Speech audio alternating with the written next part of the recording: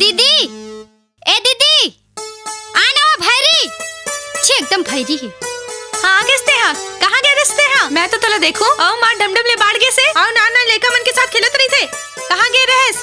मेहना दीदी, पंचायत करा नहीं, टूरा मन साथ खेलत रहे वो। हाँ मार खिले गया नहीं ऐसे वो, काय खेलत रहे रे?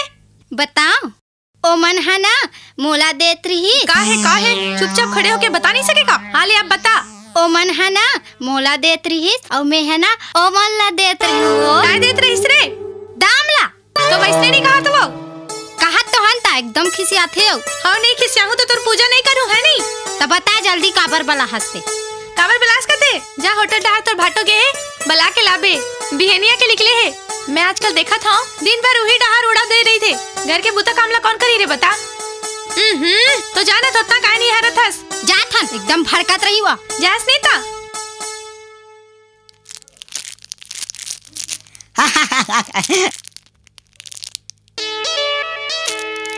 दे तो जी एक तो पाउच दे तो बस एक ठन भाटो।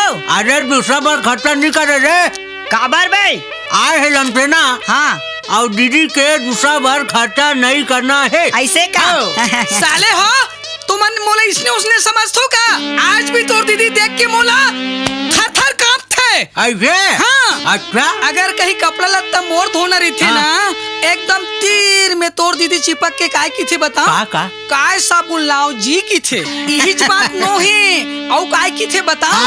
साग भाजी रांधना रही ना, आओ बड़ा तीर में चिपक के की थे। आज कौन से लेंगे की थे? भाटो, ए भाटो, तोल दीदी बला आथे। ओहो, तोला भीज कहे न रही से?